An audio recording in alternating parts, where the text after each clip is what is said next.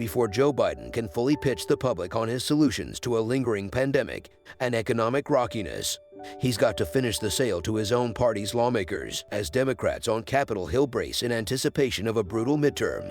Biden is spending an extraordinary amount of time and political capital behind the scenes to convince them to rally around a common framework for social and climate spending. His congressional huddles have accelerated, from phone calls on the White House veranda to one-on-one and group meetings, including 2 high-stakes Tuesday sit-downs with moderates and progressives. He's dialing up old friends to take their temperature about how his presidency is really faring far beyond the Beltway. White House aides, in their own recent conversations with nervous allies, have repeatedly cited the flurry of presidential calls as a sign itself of Biden's commitment to getting the bills over the finish line, at times bristling at claims that he hasn't been involved enough. But Biden's hours and hours of meetings don't just reflect the precarious moment in which his presidency finds itself. They underscore the heavy reliance his White House has placed on an inside game, rather than the bully pulpit, to dislodge recalcitrant holdouts and move their agenda. The president is a longtime policy guy and relationship guy, so he brings both kinds of skills to his work to corral his party behind a $1 trillion-plus package of progressive priorities, said Biden's former primary rival Sen. Elizabeth Warren. Warren acknowledged, however, that Biden's level of influence over Sens, Joe Manchin and Kyrsten Sinema, both of whom met with Biden on Tuesday, remains to be seen. We'll know the answer to that when we make it across the finish line and assess what we've got. Biden met Tuesday afternoon with Sens, John Tester, Catherine Cortez Masto, and Mark Warner, along with House progressives and moderates. We just need to get to a number, Tester said after returning from the White House. I think that he likes all the programs, but I think everybody's negotiable at this point. Biden told progressives that tuition-free community college would likely be cut from the final package, and the child tax credit may only be extended for a single year, according to a source familiar with the meeting. Rep.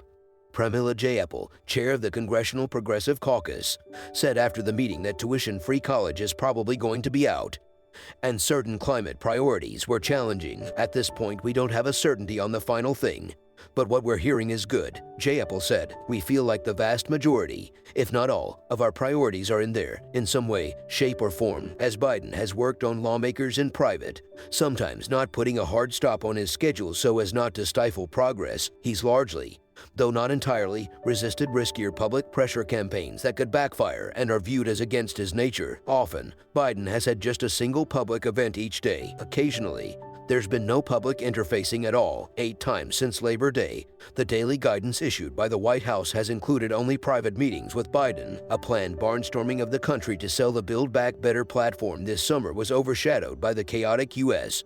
withdrawal from Afghanistan, and congressional uncertainty amid infighting among Democrats on opposite poles of the party has overshadowed continuing trips by cabinet officials and commandeered the media narrative in Washington. While Biden has held public events around the agenda, he has not done a formal press interview on it since Labor Day. On Wednesday, he will take a trip to his hometown of Scranton, PA, to discuss the benefits of the legislative proposals, and on Thursday he will participate in a town hall broadcast on CNN. The president won the most votes in history running on his Build Back Better agenda, unveiled the formal proposal in his first address to a joint session of Congress, and has made his case across the country ever since, along with his cabinet, which is deeply resonating with the American middle class.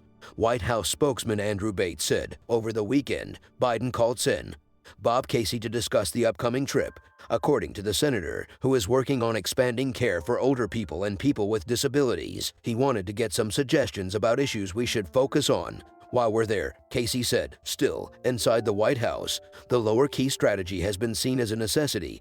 Democrats have such slim congressional majorities that Biden, Senate Majority Leader Chuck Schumer, and Speaker Nancy Pelosi have essentially no margin for error. That has put far more of the president's focus on convincing a relatively small number of lawmakers to agree to details of the package, rather than using his time to sell policies that the general public supports. Chief among that small number of lawmakers are Manchin and Sinema, who remain resistant to the range of $1.9 trillion to $2.2 trillion that Biden and progressive lawmakers have discussed as a compromise top line for the social spending bill. I'm told that they've given signs on the parking spaces for these 2 senators at the White House, that they're there so often, Senate Majority Whip Dick Durbin said of Manchin and Sinema, "This president has been engaged from the start in working with all the leaders, and particularly with those two senators. As he does that, Biden has labored to project a sense of optimism about his progress." White House officials say they're encouraged by what they described as the accelerated pace of the talks, even as the Oct.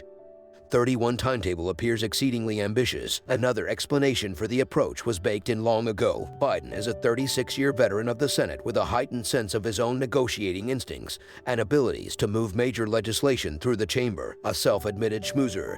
He has avoided doing much to shame Manchin and Sinema, preventing many details from their conversations and about his own preferences from spilling into public view. There's a lot of complaining about what the message has been on this package, but when you're trying to fight for every vote, the coverage inevitably becomes about the process and numbers, said John Podesta, a top aide to former presidents Barack Obama and Bill Clinton and a major climate activist. When you are inside talking one-on-one to members trying to convince people to stay with you or come on board, it's very hard to create a press environment which is different from what they've got. Biden has resumed his in-person meetings with Congress returned to Washington, including Tuesday sit-downs that involved Vice President Kamala Harris and Treasury Secretary Janet Yellen. There's a deepening acknowledgement that he has to hurry. They really are now in a circumstance where they will take on more and more water unless they can close the framework. Podesta added, "I think they'll do it, but it's not like they have forever. We're talking about this week or next week." In his meetings, Biden has spent a considerable amount of time on the party's collective sense of urgency, aides and allies said, telling members of his party that they simply have to deliver. The conversations have at times been crisp, with Biden telling some Democratic skeptics that in order to be part of the negotiating process, they need to articulate policies that they are for and not just what they oppose, a message similar to the one said Bernie Sanders has delivered to Manchin and Sinema. Biden's goal has been to help establish broad areas of agreement before filling in the specifics. At the same time, Biden has repeatedly cautioned his senior aides and officials not to rely on generalizations and to prepare recommendations based on data and input from the lawmakers about their states and districts. He has stolen bits of face time with lawmakers wherever he can, keeping members back after bill signings, for example, to sound them out and gathering with them in their districts when he's been on the road. Moving beyond sticking points has been a challenge, and Biden is known to implore lawmakers to step back and ignore a particular area and to temporarily focus on others where they might be able to make progress. When you see him artfully and deftly manage these hard conversations with members and guide them into a productive place, it helps remind you there is room for optimism and there is a pathway here, said Louis Otero, director of the White House Office of Legislative Affairs.